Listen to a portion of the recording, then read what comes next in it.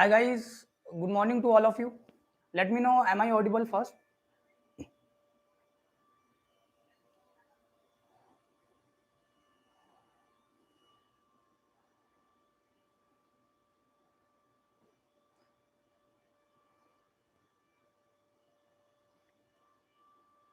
So let's start. मैं सभी का स्वागत करता हूं जो अभी हमने ये soil mechanics and foundation engineering की क्लासेस स्टार्ट करी है, ये आप लोगों के लिए है। ठीक है, मैं बार बार आपसे रिक्वेस्ट करता हूं कि ज़्यादा से ज़्यादा बच्चों को आप ये शेयर कीजिए, बताइए, so that maximum student gets benefited, right. चलिए, अगर हम कोर्स की बात करें तो हमारा ये जो कोर्स है this is dedicated for the state junior engineer examination, assistant engineer examination, and if you are preparing for the SSC JEE also and any kind of PSU, this is dedicated course for junior engineer, assistant engineer and SSCG, right? So what we are studying, soil mechanics along with foundation, and soil mechanics is extremely important subject for any kind of organization written paper or even in interview also. soil mechanics से बहुत सारे question पूछे जाते हैं, right. तो soil mechanics एक हमारा बहुत ही इंपॉर्टेंट सब्जेक्ट है। तो soil mechanics में हम प्रॉपर्टीज ऑफ soil स्टडी कर रहे थे।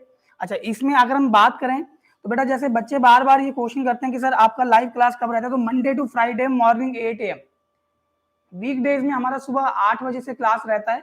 और अगर हम बात करें वीकेंड्स की, दैट इज सैटरडे और संडे को, तो सैटरडे को हमारा लाइव क्लास होता है 4 PM पे, और संडे को हमारा क्लास रहता है 9:30 AM से, and duration of class will be 1 our.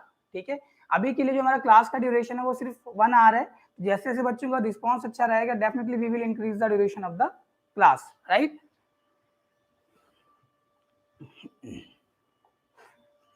कुछ इंफॉर्मेशन कोर्स के बारे में ये मैं आपको बता देता हूँ। ठीक है, सॉइल मैकेनिक्स हम पढ़ रहे हैं, और सॉइल मैकेनिक्स में हमारा टॉपिक है properties of soil, right.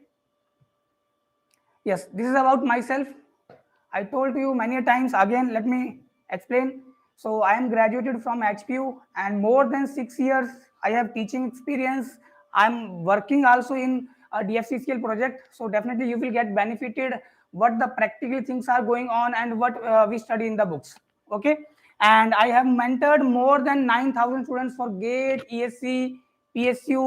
If we talk about the state assistant engineer examination या central SDO या SDE सब divisional engineer, ठीक है, and cracked GATE, I have cracked GATE examination, assistant engineer state examination, junior engineer SSCG, right? So right now I'm working in a reputed MNC company. चलिए, तो class duration वही है जो मैं आपको बता चुका हूँ। Okay, so along with technical हमें नॉन टेक में क्या क्या चीजें मिलती हैं। ठीक है, तो नॉन टेक में हमें क्वांटिटेटिव एप्टीट्यूड मिल रहा है, क्वांटिटेटिव एप्टीट्यूड के साथ हमें रीजनिंग की क्लास मिलेगी, रीजनिंग के साथ हमें general awareness, general English, science, और इसके साथ एडिशनल हम कंप्यूटर भी जोड़े हैं। ठीक है, जैसे मैं आपको लास्ट क्लासेस से बताते आ रहा हूँ कि हमने कुछ कंप्यूटर भी ऐड किया है, basic knowledge about the computers, because computer के रिगार्डिंग में भी कुछ क्वेश्चन पूछे जा रहे हैं। ओके, सो अगर हम नॉन टेक क्लास की बात करें तो हमारा जो नॉन टेक का क्लास है वो सुबह 11 बजे से है, मंडे टू फ्राइडे इसका टाइमिंग है morning 11 AM। Okay, so even here let me write computer also.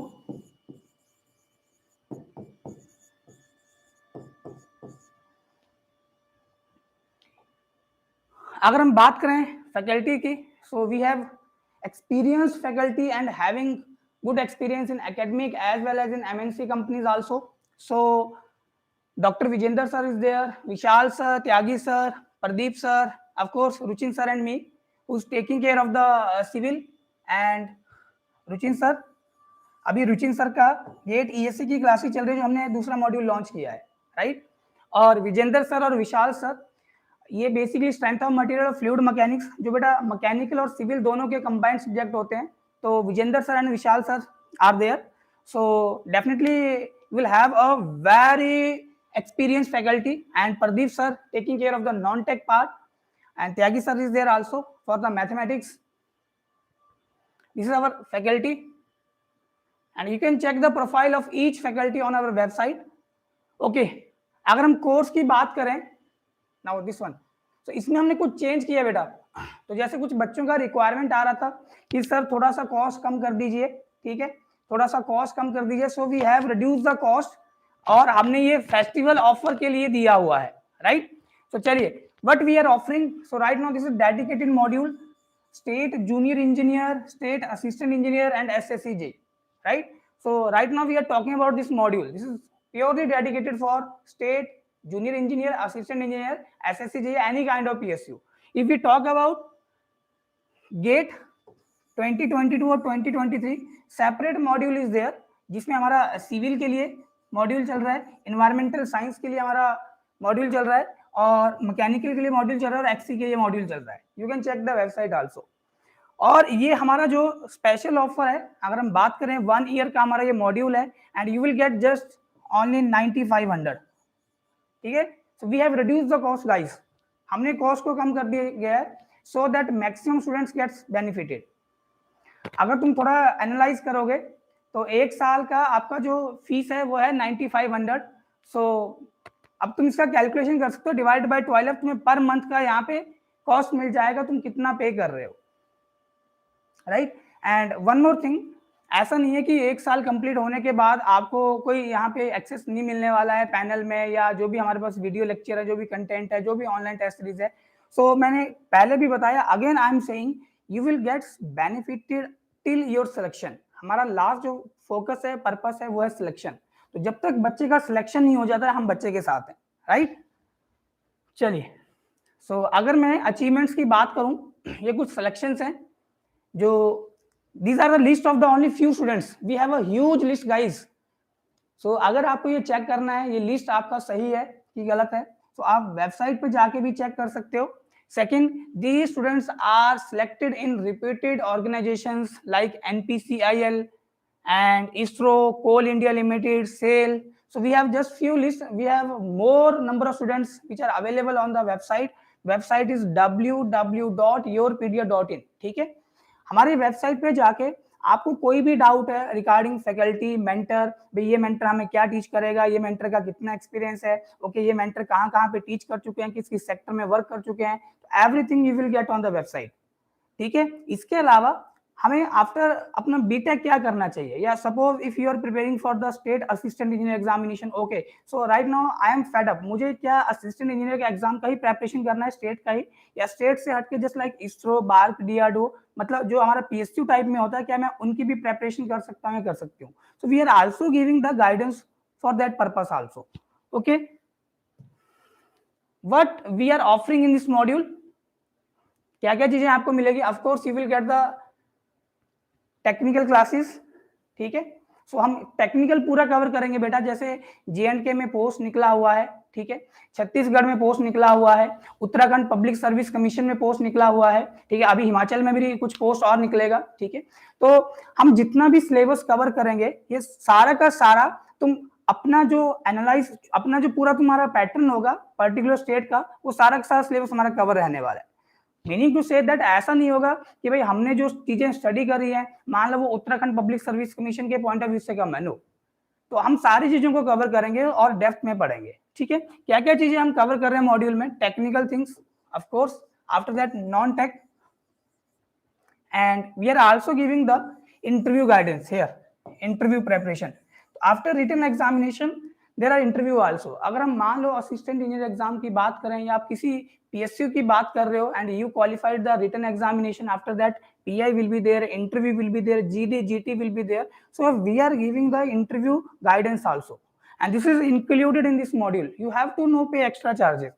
ये इसी के अंदर तुम्हें मिलने वाला है, राइट, ठीक है। वीडियो लेक्चर्स आपको मिलेंगे रिकॉर्डेड फॉर्म में, जिसमें आपका टेक्निकल, नॉन टेक्निकल ये दोनों कवर होंगे। अच्छा, video lectures meaning to say that, मान लो किन्हीं कारणवश अगर आप लाइव क्लास नहीं लगा पा रहे हो, ठीक है, हो सकता है कोई और आपका कनेक्टिविटी इशू है, या सपोज आपके एरिया में उस वक्त इलेक्ट्रिसिटी नहीं है, या मान लो आप उस वक्त कहीं बाहर हो, कोई आपको बहुत ज्यादा अर्जेंट वर्क पड़ा है and you are not able to attend the class, so we are giving you recorded lectures also. वही क्लास आपको रिकॉर्डेड फॉर्म में मिलेगी up to 300 hours. After that we have the online test series, extremely important, तो जब तक तुम question नहीं लगाओगे तुम अपनी प्रेपरेशन को नहीं जांच पाओगे कि तुम्हारा प्रेपरेशन कहां तक सही हुआ है, right. Practice questions e book is there, ये भी आपको मिलेगा, ठीक है। प्रैक्टिस के लिए क्वेश्चंस आपको मिलेंगे। ऑनलाइन टेस्ट सीरीज के अलावा आपके पास ये भी रहने वाला है, and you will get some study material also, right. And one more thing, you can check all the details on our website www.yourpedia.in। आप ये वेबसाइट पे जा सकते हो और पूरा कोर्स का डिटेल, मेंटर्स किस पार्टिकुलर एरिया में स्पेशलाइज्ड हैं, क्या क्या उनका एक्सपीरियंस है, you can check all the things. और तुम अगर किसी मेंटर से डायरेक्टली बात करना चाहते हो, even if you want to talk to me directly, you can call on this number directly, right. So these things we include in our module, and one more thing that is quite important, so we reduce the cost from 11,000 to 9,500। हमने cost कम कर दिया है, ठीक है। ये कुछ बच्चों का सजेशन आया था कि सर थोड़ा कॉस्ट कम कीजिए मॉड्यूल का, so we have reduce the cost, okay. So जल्दी से आप ये ऑफर को ग्रैब कर लीजिए। चलिए पैकेज की बात करें अगर, तो हेयर वी हैव प्रोग्राम्स जो अभी हमारे रन कर रहे हैं। तो सबसे पहले जो हमारा प्रोग्राम है हम उसी की बात करेंगे। Basically we have SSC JE state AE and JE examination, ये हमारा कोर्स चल रहा है, डेडिकेटेड कोर्स है। फिर से बोल रहा हूँ, इसमें खाली हम एई जेई का ही कवर करेंगे टोटली, ठीक है। किस तरह से क्वेश्चन पूछे जाते हैं, अगर आप गेट की प्रेपरेशन कर रहे हो डेफिनेटली आपको न्यूमेरिकल बहुत ज्यादा करना पड़ेगा, ठीक है। अच्छा, अगर आप मान लो ईएससी की प्रेपरेशन करते हो तो आपको वहां पे कंसेप्ट वाइज थ्योरेटिकली बहुत ज्यादा स्ट्रांग रहना पड़ेगा। तो हो सकता है कि इतना समय आपके पास नहीं है, आपको अपना एग्जाम पैटर्न देख के स्टडी करना है, ठीक है। तो this is a dedicated module, और इसमें लास्ट 20 ईयर्स में जितने भी क्वेश्चन आए बेटा, चाहे वो हिमाचल स्टेट जेई या एई है, या वो उत्तराखंड पब्लिक सर्विस कमीशन है, या वो जे&के जो अभी जूनियर इंजीनियर का पोस्ट निकला हुआ है, तो हम सारे के सारे क्वेश्चन कवर करेंगे, ठीक है। विद ईयर हम यहाँ पे मेंशन करेंगे ये क्वेश्चन इस ईयर में आया था और इस क्वेश्चन को तुम इस तरह से सॉल्व कर सकते थे, ठीक है। चलिए प्राइस की अगर हम बात करें, so you can see here 9500, और ये कॉस्ट है 1 साल के लिए, this is cost for 1 year, ठीक है। Rest we have GATE module also, as I told to you earlier, GATE का भी हमारा कोर्स चल रहा है जिसमें civil, mechanical, environmental sciences, XE के लिए द कॉस्ट इज 6500, देख सकते हो, ठीक है। अगेन अगर तुम ईएससी प्रीलिम्स पेपर 1 की प्रेपरेशन करना चाहते हो, then module we are running the module for that one also, cost is again same 6500।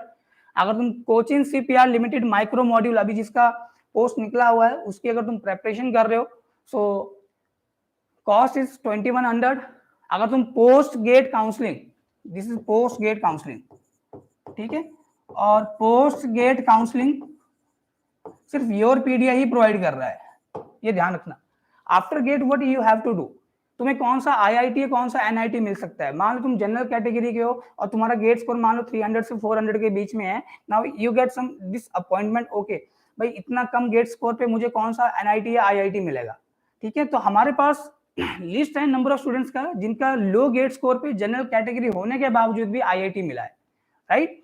So we have the post GATE counselling module also, cost you can see 3000। winter admission, those who want to enter in the IIT like summer and winter, so we have that course also, SOP, statement of purpose, statement of research, MS, GD, the corresponding costs are there, okay। चलिए तो start करते हैं। और last हमने बात करी थी specific gravity की, किसकी बात करी थी, स्पेसिफिक ग्रेविटी की। चलिए आगे बढ़ते हैं, नाउ लेट्स प्रोसीड फर्दर। चलिए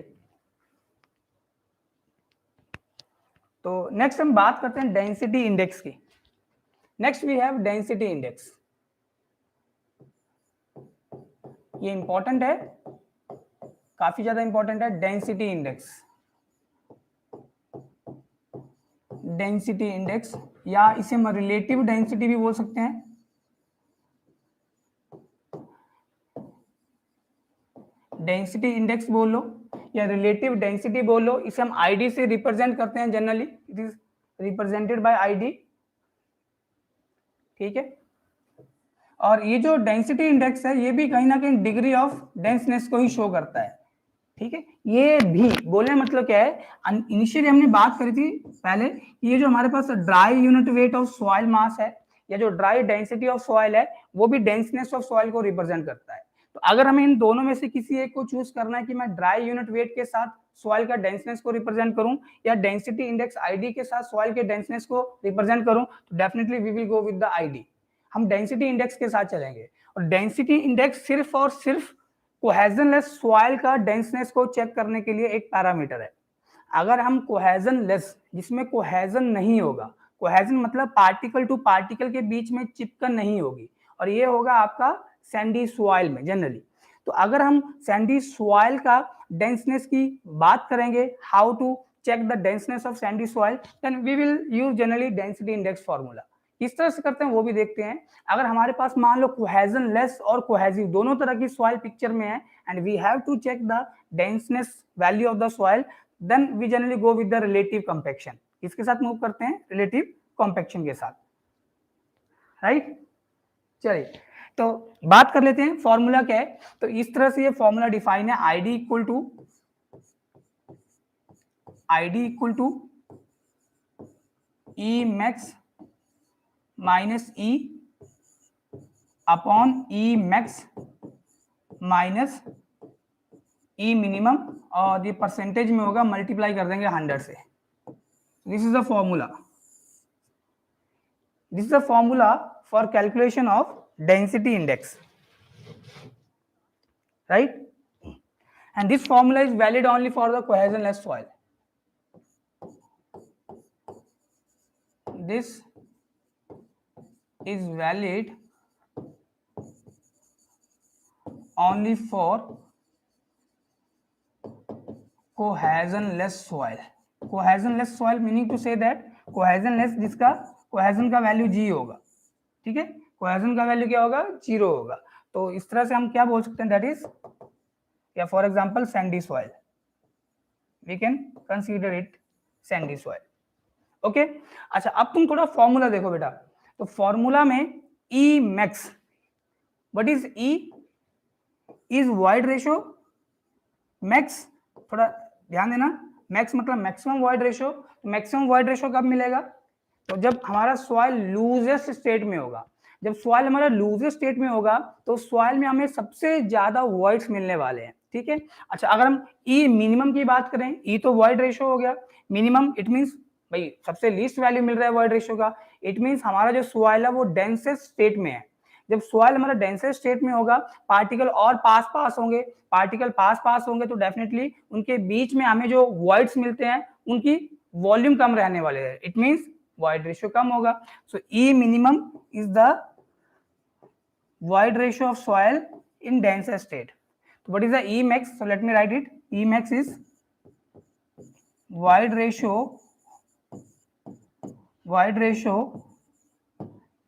of soil, void ratio of soil in loosest state, in loosest state।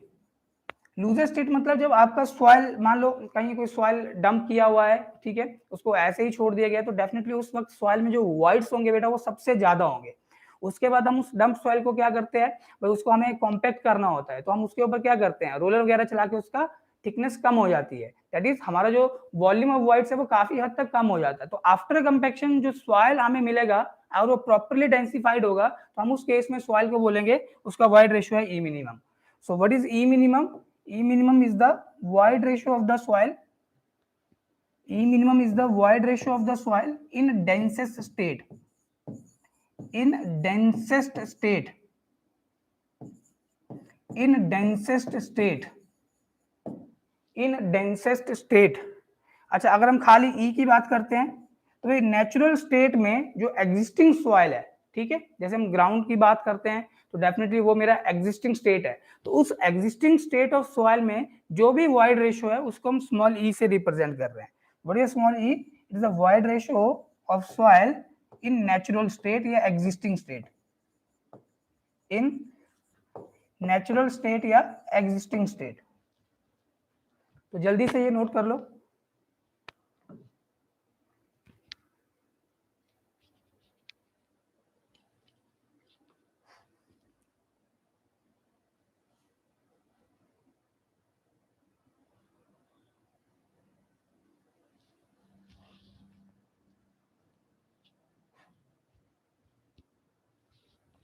चलो, सो अगर इतनी चीजें क्लियर है, अब थोड़ा सुनना ध्यान से।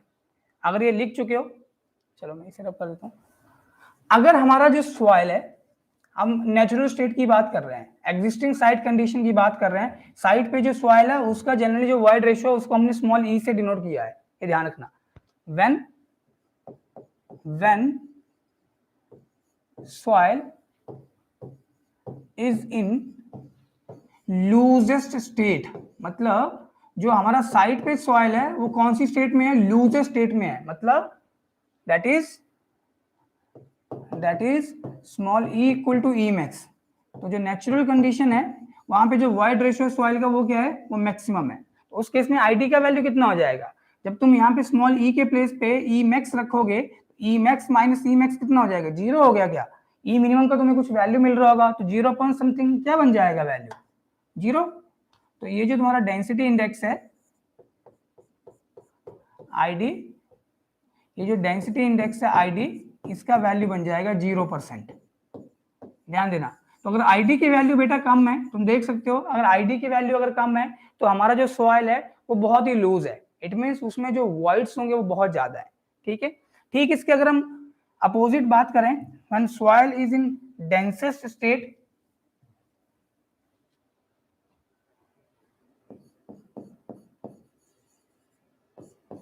when soil is in densest state, कौन सी स्टेट में है, डेंसेस्ट स्टेट में। तो क्या हम कुछ ऐसा लिख सकते हैं, दैट इज जो नेचुरल वॉइड रेशियो है सॉइल का वो ऑल टाइम मिनिमम है, दैट इज मिनिमम वैल्यू है, ई मिनिमम। तो जब मैं ई के प्लेस पे यहाँ पे ई मिनिमम पुट करूंगा, तुम देख सकते हो बेटा, ई max minus E minimum, denominator में भी ई max minus E minimum cut के 1 बन जाएगा, 1 इंटू 100 आ गया। आईडी की वैल्यू कितना हो गया, 100% होगी।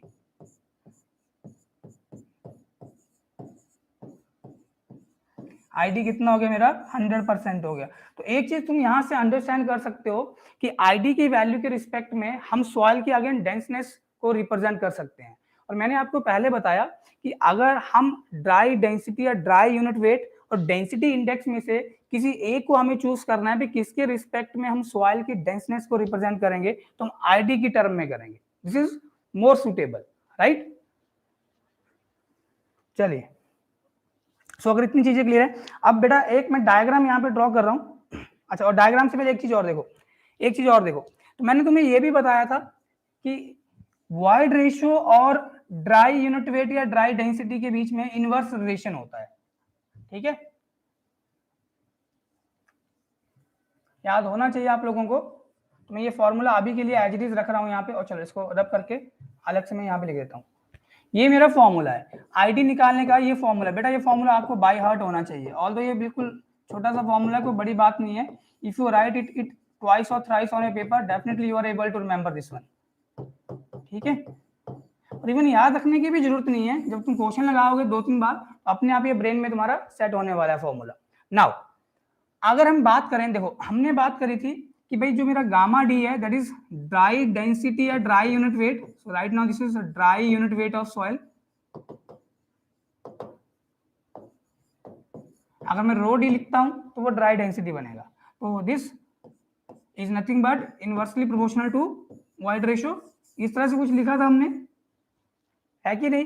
अब बेटा ध्यान दो, अगर तुम्हारा डिनोमिनेटर बड़ा होगा, डिनोमिनेटर बड़ा होने का मतलब क्या है, ई की वैल्यू अगर ई मैक्स होगी, अगर डिनोमिनेटर बड़ा होगा तो क्या ओवरऑल वैल्यू छोटी हो जाएगी। देखो जैसे 1 रुपए है, यहाँ पे 2 बंदे बांट रहे हैं, और यहाँ पे 1 रुपए है 4 बंदे बांट रहे हैं, तो यहाँ पे 50 पैसा ईच आएगा और यहाँ पे 25 पैसा ईच, दोनों का न्यूमरेटर सेम है। इट मींस जैसे ही डिनोमिनेटर नीचे वाली संख्या बढ़ेगी तो ओवरऑल जो वैल्यू होगी ना वो कम हो जाएगी, जैसे ही नीचे वाली संख्या बढ़ेगी तो ओवरऑल वैल्यू क्या हो जाएगी, कम हो जाएगी। तो अगर मैं बात करूं कि भाई सॉइल में मैक्सिमम वॉइड्स हैं, बेटा ध्यान देना, अगर ई के प्लेस पे यहाँ पे मैं ई मैक्स कर देता हूं, मैक्सिमम अगर वॉइड्स होंगे तो ओवरऑल जो वैल्यू मिलेगी वो कम हो जाएगी, it means denseness of soil will be less, तो गामा डी मिनिमम हो जाएगा, राइट।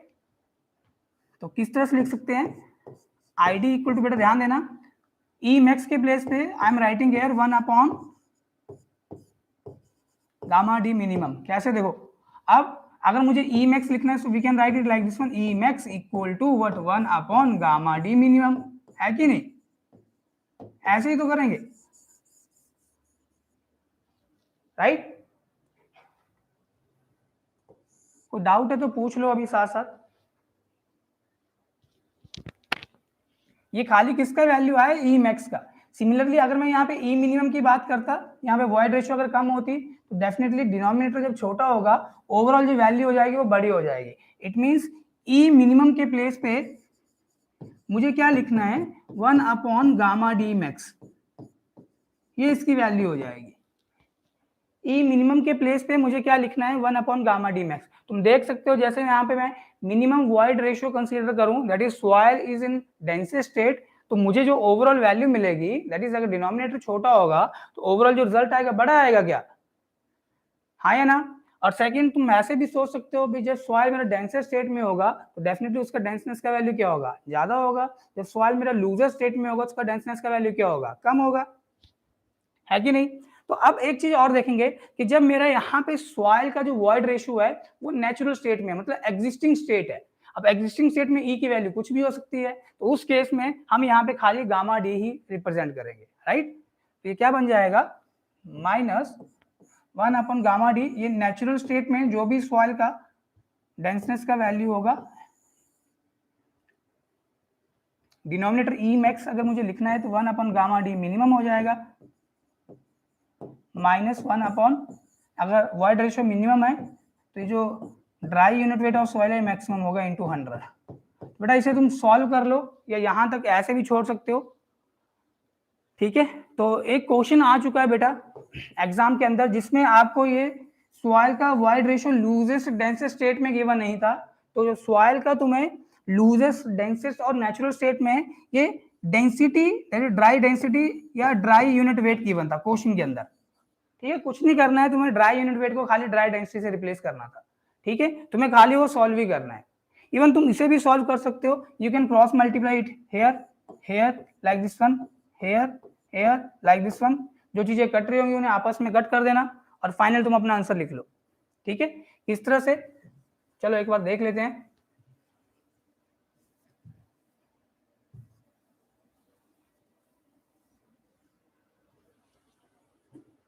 तो जब गामा डी को 1 से मल्टीप्लाई करूंगा, here will be gamma d minus gamma d minimum divided by, ध्यान देना gamma d minimum into gamma d आ गया, gamma d into gamma d minimum, ये इसके डिनोमिनेटर में थे, और नीचे क्या था? Gamma d max minus gamma d minimum, gamma d max minus gamma d minimum, और इसके डिनोमिनेटर में क्या होगा? Gamma d minimum into gamma d max, वो चला गया ऊपर, gamma d max into gamma d minimum. अब जो चीजें कट रही हैं उन्हें कैंसिल आउट कर दो, so gamma d minimum cancel out हो गया, तो क्या बच रहा है हमारे पास? तो ये फॉर्मूला बन गया gamma d minus gamma d minimum divided by gamma d max minus gamma d minimum, और साथ में क्या आ गया? Gamma d max upon gamma d, है कि नहीं, इंटू 100। ये तुम्हारा फॉर्मूला बन जाएगा फाइनल। तो मेरे ख्याल से समझ गए होंगे किस तरह से फॉर्मूला बना है, ठीक है? बिल्कुल आसान सा फॉर्मूला है। चलिए अब ये आईडी की वैल्यू के बिहाफ के ऊपर, आईडी की वैल्यू 0 है, आईडी की वैल्यू 20 है, आईडी की वैल्यू 50 है, आईडी की वैल्यू 70 है, आईडी की वैल्यू मोर देन 85 है, ठीक है, आईडी की वैल्यू 100 है, तो हम सॉइल को यहाँ पे डिफाइन करने वाले हैं। जिस तरह से डिग्री ऑफ सैचुरेशन के बिहाफ के ऊपर बोला था, अगर डिग्री ऑफ सैचुरेशन 0 होगा then we have dry soil, degree of saturation 100% होगा we have saturated soil, degree of saturation मेरा मान लो 0 से 25% के बीच में है, so we have kind of humid soil, अगर 25 से 50% के बीच में we have damped soil like that one. तो अभी हम क्या करेंगे? Description of soil with respect to ID value देखेंगे। तो यहाँ पे हम एक टेबल ड्रॉ करेंगे, टेबल बहुत ज्यादा इंपॉर्टेंट है, so I will put number of star on this table, ठीक है? मोस्टली टेबल से डायरेक्टली क्वेश्चन पूछा जाता है। तो एक टेबल बनाएंगे और टेबल के अंदर 2 कॉलम, एक टेबल बनाएंगे और टेबल के अंदर 2 column.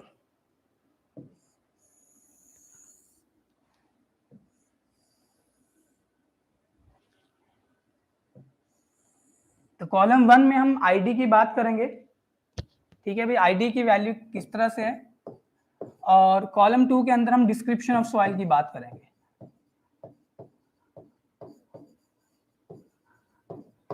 Description of soil, that is on the basis of the ID value what type of soil we have generally, हमारे पास लूज सॉइल है, डेंस सॉइल है, या मीडियम डेंस सॉइल है, लाइक दैट वन। ठीक है, चलिए, तो अगर हम बात करें, अगर आईडी मेरा 0 से 15% है, बेटा बहुत ज्यादा इंपॉर्टेंट है। अगर आईडी की वैल्यू 0 से 15% के बीच में आ रही है, ध्यान देना, अगर आईडी की वैल्यू 0 से 15% के बीच में आ रही है, आईडी की वैल्यू बहुत कम है, then soil is said to be loose soil. ठीक है, और इसे तुम वेरी लूज से भी डिनोट कर सकते हो। ठीक है, चलो, तो मैं यहाँ पे अलग कलर से लिख देता हूँ, वेरी लूज, ये लो, वेरी लूज सॉइल। अगर आईडी का वैल्यू कहां से कहां तक है, 0 से 15% के बीच में, मान लो आईडी की वैल्यू आ रही है 10, so what it mean, the soil is in very loose condition, तो सॉइल को हम क्या बोलेंगे, वेरी लूज सॉइल। अगर आईडी का वैल्यू 15 से 35% के बीच में है, 15% से ज्यादा है, 35% से कम है, 15% से ज्यादा है, 35% से कम है, एंड सॉइल को क्या बोलेंगे, लूज सॉइल।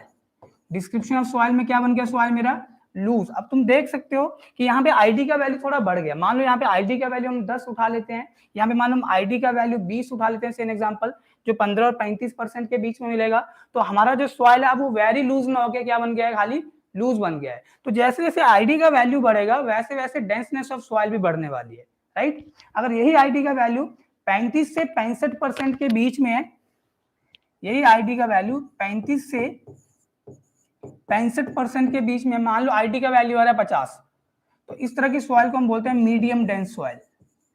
क्या बोलते हैं, मीडियम डेंस सॉइल। बेटा ये टेबल बहुत ज्यादा इंपॉर्टेंट है, extremely important, and I am putting a number of star on this one. How to remember this table, even how I remember this I will explain just completing this table values. And next we have 65 to 85%। अगर ID की value 65 से 85% के बीच में है, तो इस case में हम सॉइल को बोलते हैं डेंस सॉइल। सॉइल क्या कहलाती है, डेंस सॉइल। देख सकते हो आईडी की वैल्यू बढ़ रही है, ठीक है। और मोस्टली जो हमारी डीप फाउंडेशन होती है, जहां पे टेस्ट किए जाते हैं पाइलिंग के रिगार्डिंग में, तो आईडी का वैल्यू मोर देन 80% ही होता है, ठीक है। चलिए, अगर आईडी का वैल्यू 85 से 100% है, 100% से ज्यादा आपको वैल्यू नहीं मिलने वाली, 85 से अगर 100% है, then soil is said to be very dense. मेरे ख्याल से चीजें आप लोग समझ गए हो, ठीक है। एक बार मैं टेबल को फिर से यहाँ पे डिक्टेट कर देता हूँ। आईडी की वैल्यू ये शो कर रही है कि हमारा जो सॉइल है वो कितना डेंसिफाइड है, सिंपली।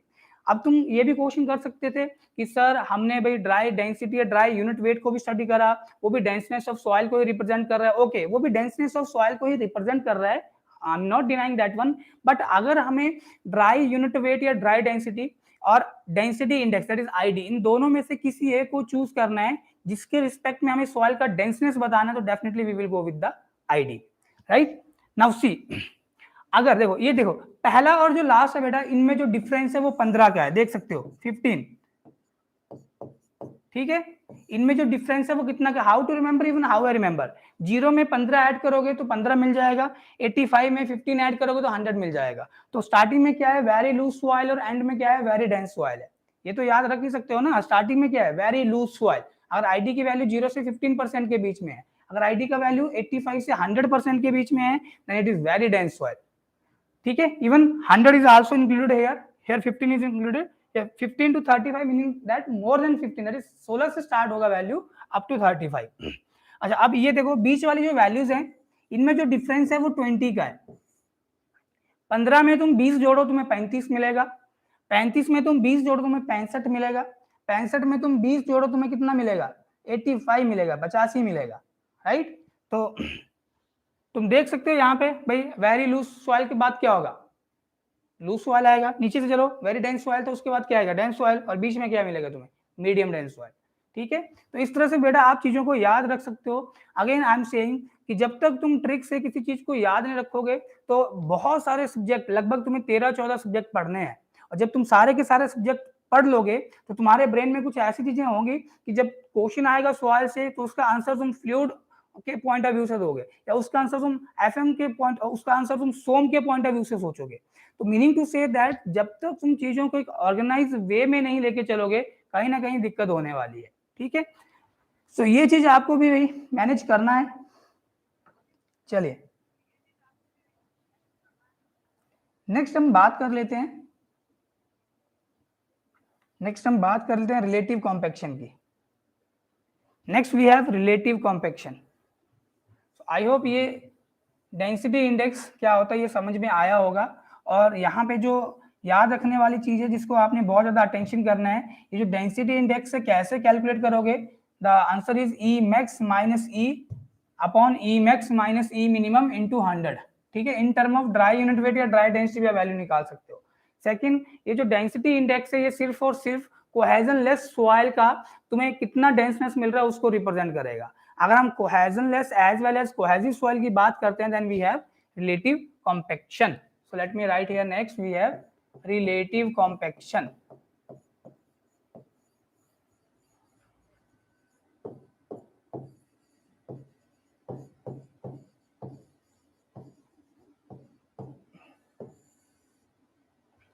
डिनोट कर रहे हैं हम इसे आरसी से, और ये रिलेटिव कॉम्पैक्शन हमें डेंसनेस बताता है दोनों तरह की मिट्टी का। सो let me right it, it represent, it बोलने मतलब relative compaction, it represents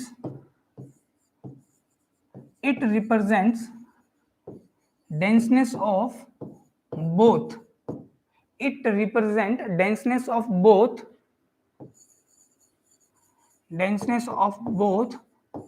cohesionless and cohesive soils। और जो आईडी था वो सिर्फ और सिर्फ कोहेजनलेस सॉइल का ही डिग्री ऑफ डेंसनेस को रिप्रेजेंट कर रहा था, राइट। चलिए, तो फॉर्मूला क्या है रिलेटिव कॉम्पैक्शन निकालने का, relative compaction RC equal to, तो ये गामा डी अपॉन, आप ध्यान देना मैंने gamma d upon gamma d लिख दिया, अब तुम कंफ्यूज हो जाओगे सर ये तो कट जाएगा।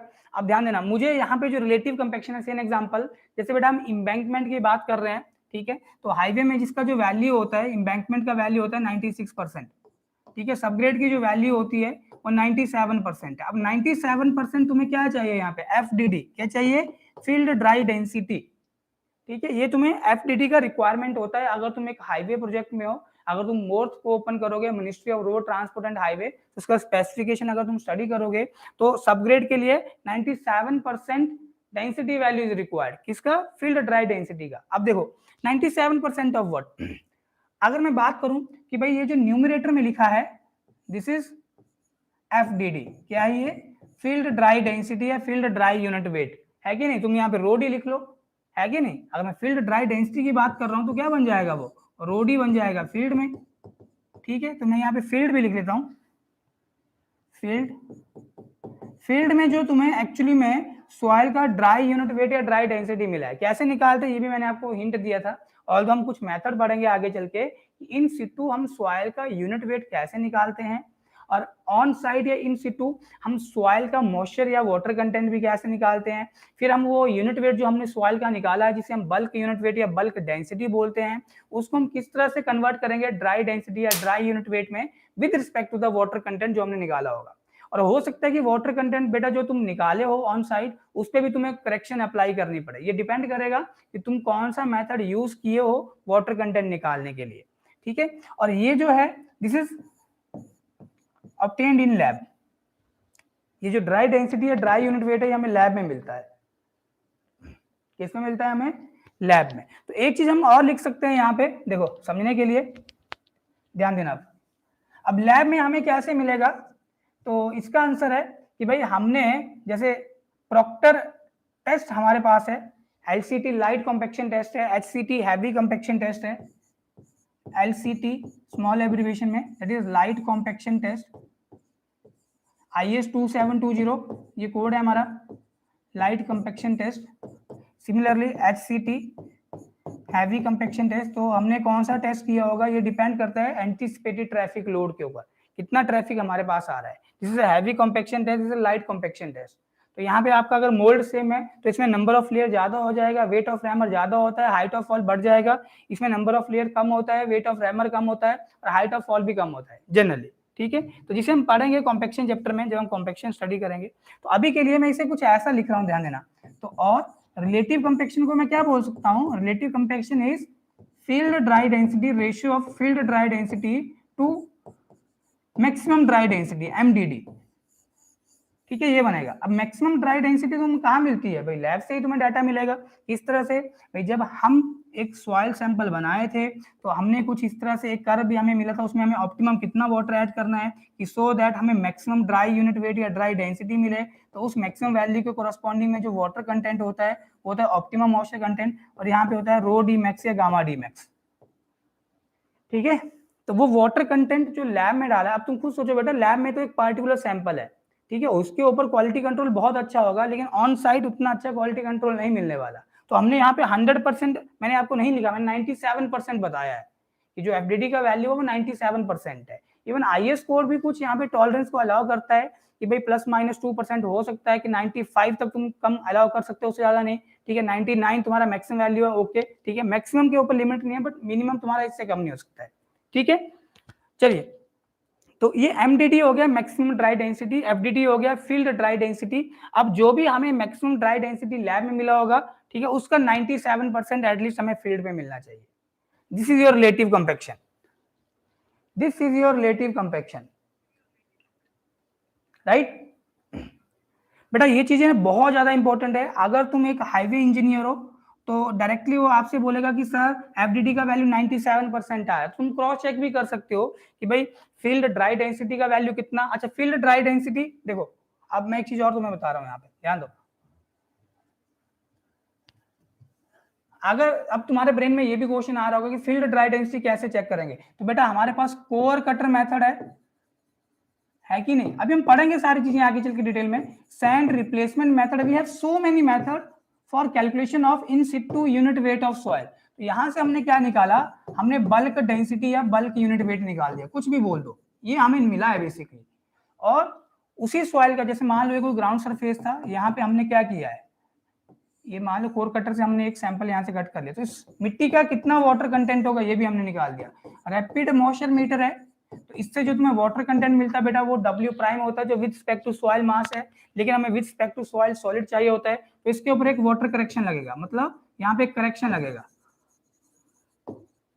और मैंने आपको स्टार्टिंग में बताया भी था जब हम वाटर कंटेंट पढ़ रहे थे कि वाटर कंटेंट क्या होता है, तो W प्राइम और W में क्या डिफरेंस है, रिलेशन क्या है, तो वहां पे मैंने आपको जो रिलेशन बताया बेसिकली वही एक तरह से करेक्शन होती है। Second, sand bath method is also there, sand bath method, ये दोनों ही फील्ड मेथड है बेटा, सैंड बाथ मेथड। बस फर्क इतना है कि सैंड बाथ मेथड से जो मॉइस्चर कंटेंट निकलता है उस पर हम कोई करेक्शन नहीं अप्लाई करते हैं, वो with respect to soil solid निकलता है। और रैपिड मॉइस्चर मीटर या कैल्शियम कार्बाइड मेथड के अंदर जो मॉइस्चर कंटेंट निकलता है उस पर करेक्शन लगानी पड़ती है। तो अगर मुझे मॉइस्चर कंटेंट पता है, मुझे ये ड्राई यूनिट वेट या मुझे ये बल्क यूनिट वेट या बल्क डेंसिटी पता है, तो ड्राई यूनिट वेट हम कैसे लिख सकते हैं, bulk unit weight upon 1+W, या ड्राई डेंसिटी कैसे लिख सकते हैं, bulk density upon 1+ water content. अब बेटा यहां से ये जो वैल्यू आ रहा है गामा डी का या रो डी का, इसे हम बोल रहे हैं फील्ड ड्राई डेंसिटी। क्या बोल रहे हैं, फील्ड ड्राई डेंसिटी। ये तुम्हें किस में मिलेगा, मान लो तुम्हें ग्राम पर सीसी में मिल गया। अब लैब से भी तुम्हें कुछ डाटा गिवन होगा, सेम एग्जांपल, यहाँ पे तुम्हें फील्ड ड्राई डेंसिटी का वैल्यू मिल रहा है, मान लो 2.05 ग्राम पर सीसी, और मैक्सिमम ड्राई डेंसिटी जो लैब से वैल्यू गिवन है, मान लो ये वैल्यू है 1.87 ग्राम पर सीसी। तुम इंटू 100 करके परसेंटेज में वैल्यू निकाल लो, तुम्हें वैल्यू मिल जाए। ये जस्ट मैंने समझने के लिए वैल्यू लिखी है, तुम देख सकते हो कि रिलेटिव कंपैक्शन में कितना परसेंट मिल रहा है, राइट। चलिए, अगर इतनी चीजें क्लियर हैं तो आगे बढ़ते हैं। रिलेटिव कंपैक्शन का एक फॉर्मूला और भी बन जाता है, ठीक है। अच्छा, इसे तुम ये भी लिख सकते हो बेटा कि गामा डी जो फील्ड में मिला अपॉन गामा डी मैक्स जो तुम्हें लैब में मिलता है। फील्ड में जो भी तुम्हें मैंने तुम्हें पहले ही बताया था कि जो जितने भी तुम सॉइल के ऊपर टेस्ट करते हो ऑन साइट, तो वो कौन सी स्टेट होता है तुम्हारा, पार्शियली सैचुरेटेड स्टेट होता है, ठीक है। तो ये भी तुम्हारा फॉर्मूला बन जाएगा रिलेटिव कंपैक्शन का, ठीक है। इस टर्म में भी तुम लिख सकते हो कि गामा डी जो फील्ड में मिला that is only gamma d, और जो तुम्हें लैब में मिला गामा डी या rho d that is your gamma d max या rho D max, right.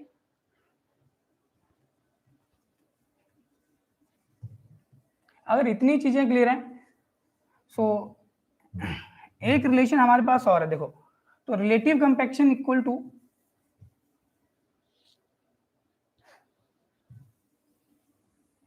Late me write here, relative compaction equal to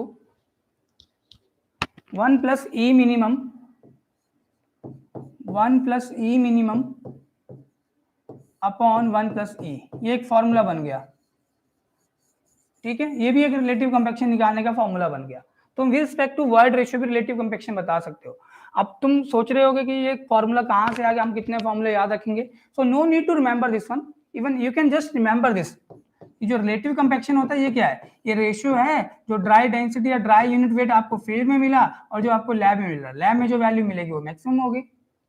और मैं तुम्हें पहले ही बता चुका हूं कि अगर मैं रिलेशन देखूं gamma d equal to, although अभी हम लिखेंगे these are the soul of the soil mechanics, ठीक है। मतलब ये आत्मा है सॉइल मैकेनिक्स, ये जो फॉर्मूले हम पढ़ेंगे आगे चल के। तो रो डी या gamma d equal to G gamma डब्ल्यू अपॉन 1 प्लस ई। तो यहाँ से जी तुम्हारा ट्रू स्पेसिफिक ग्रेविटी हो गया। तो फॉर अ गिवन सॉइल जो हमेशा ही कांस्टेंट होगा, unit weight of water is again constant, ठीक है। तो तुम यहाँ से एक चीज बोल सकते हो कि जो तुम्हारा गामा डी है it is inversely proportional to what, 1 plus E.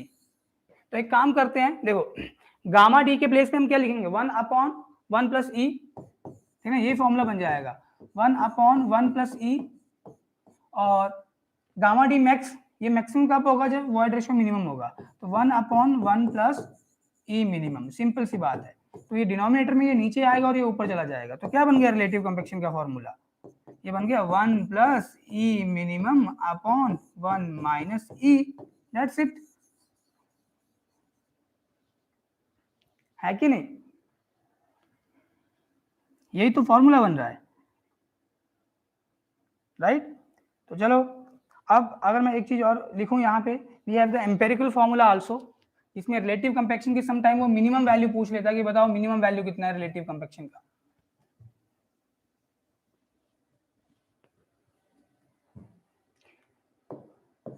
RC relative compaction equal to 80 plus 0.2 times ID. What is the minimum value of ID? What is the minimum value of ID? Is it 0? That is हमारा जो soil होगा loser state में है, और maximum value कितना है ID का, 100% है। देखो जरा, अगर तुम लूज सॉइल की बात करो that is very loose condition में है, so in case of the soil is in looser state, तो रिलेटिव कंपैक्शन का वैल्यू कितना आएगा 80, आईडी कितना है 0 इंटू समथिंग 0 हो जाएगा। तो मिनिमम वैल्यू कितना हो गया रिलेटिव कंपैक्शन का 80, रिलेटिव कंपैक्शन का मिनिमम वैल्यू हो गया 80। अच्छा अगर मैं बात करूं maximum value of ID, maximum value of ID that is जब मेरा सॉइल डेंसर स्टेट में होगा तो कितना हो गया आईडी 100% आ गया। देखो जब तुम यहाँ पे आईडी 100% पुट करोगे तो रिलेटिव कंपैक्शन कितना हो जाएगा 100 हो गया क्या। तुम एक चीज यहाँ से अंडरस्टैंड कर सकते हो कि जो रिलेटिव कंपैक्शन का रेंज है वो 80 से 100 के बीच में रहेगा। 80 is less than equal to RC is less than equal to 100, जबकि आईडी का जो रेंज है वो 0 से 100 के बीच में है, 0 भी हो सकता है और 100 भी हो सकता है। अगर इसमें कोई डाउट है बेटा तो पूछ सकते हो।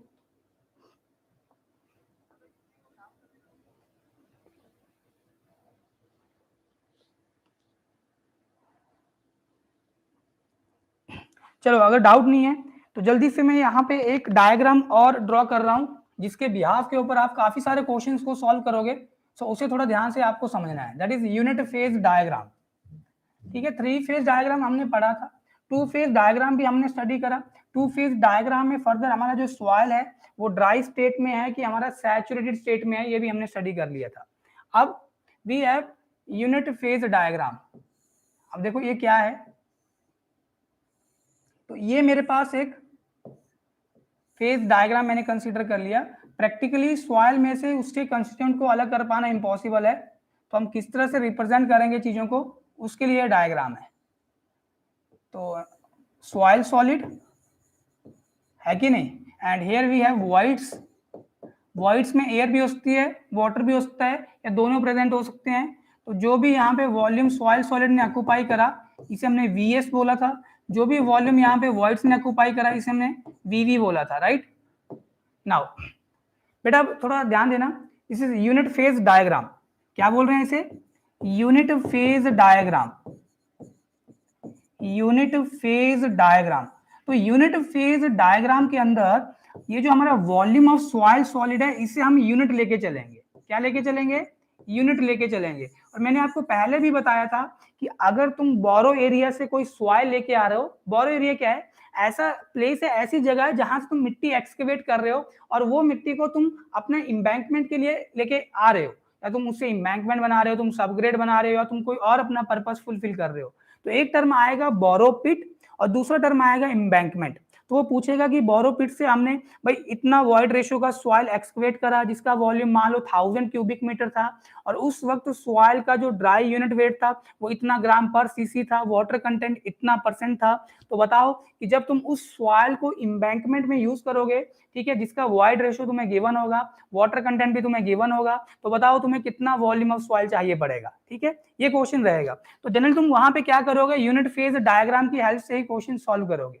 ठीक है, यूनिट फेज डायग्राम। तो इसमें अब तुम एक चीज देखो बेटा, और अगर मैं बात करूं what is the void ratio, अच्छा ये टोटल वॉल्यूम अगर मैं लिखना चाहूं तो कितना हो जाएगा, देखो टोटल वॉल्यूम कितना हो जाएगा, तो यहाँ पे स्पेस नहीं है, मैं यहाँ पे लिख देता हूँ, ये कैपिटल वी है। तो टोटल वॉल्यूम कितना हो जाएगा, volume of soil solid plus volume of voids. तो वॉल्यूम ऑफ सॉइल सॉलिड कितना है, 1 है क्या यूनिट, और वॉल्यूम ऑफ वॉइड्स ये वी लिख दिया मैंने एज इट इज। ध्यान देना, what is void ratio, the ratio of volume of voids to volume of soil solid, और 100 से मल्टीप्लाई करते हैं, परसेंटेज में हमें मिलती है वॉइड रेशियो, है कि नहीं। तो अगर तुम थोड़ा चीजों को समझ पाओ, तो अभी यहाँ पे वॉल्यूम ऑफ सॉइल सॉलिड हमने कितना कंसीडर कर लिया, यूनिट। तो यहाँ पे वॉइड रेशियो किसके बराबर हो जाएगा, वॉल्यूम ऑफ वॉइड्स के बराबर हो जाएगा। ध्यान देना बेटा, तो वॉइड रेशियो किसके बराबर हो गया, वॉल्यूम ऑफ वॉइड्स के बराबर। किस केस में, यूनिट फेज डायग्राम के केस में। तो जब तुम टोटल वॉल्यूम लिखोगे तो तुम क्या बोलोगे, 1 प्लस वॉल्यूम ऑफ वॉइड्स की प्लेस पे तुम क्या लिख लोगे, 1 प्लस वॉइड रेशियो ई। तो ये एक हमारे पास रिलेशन आ गया टोटल वॉल्यूम ऑफ सॉइल मास और वॉइड रेशियो के बीच में। ठीक है, सो अगर इतनी चीजें क्लियर है तो हम नेक्स्ट लेक्चर में ये पढ़ेंगे कि बिफोर कंपैक्शन वॉल्यूम इतना था, किसी सॉइल मास का हो सकता है, वो बोरो पिट से हम सॉइल लेके आए, और आफ्टर कंपैक्शन जिससे हम इम्बैंकमेंट बना रहे हैं उसका वॉल्यूम हमें निकालना है, वॉइड रेशियो हमें गिवन है, तो किस तरह से निकालेंगे, ऑफ कोर्स हम ये रिलेशन यूज करेंगे। ओके गाइस, तो आई होप आपको आज चीजें समझ में आई होंगी। तो नेक्स्ट लेक्चर में हम यहीं से ही कंटिन्यू करेंगे, और जिसे हम सोल ऑफ सॉइल मैकेनिक्स बोलते हैं, कुछ रिलेशंस, इंटर रिलेशंस को हम स्टडी करेंगे, स्पेसिफिक ग्रेविटी के बीच में, वॉइड रेशियो के बीच में, पोरोसिटी के बीच में, डिग्री ऑफ सैचुरेशन के बीच में, वाटर कंटेंट के बीच में। Extremely important properties of soil में जहां से क्वेश्चन बनता है वो हम नेक्स्ट लेक्चर में स्टडी करेंगे और क्वेश्चन भी लगाएंगे। आई होप आपको चीजें समझ में आई होंगी। ठीक है, सो आज का लेक्चर हम इधर ही एंड करते हैं। So thank you very much, keep watching your PD education, और शेयर करना मत भूलिए, ज्यादा से ज्यादा शेयर कीजिए, बच्चों को बताइए जो आपके साथी हैं जिनको वाकई में जरूरत है, needy students. Okay, so thank you very much guys.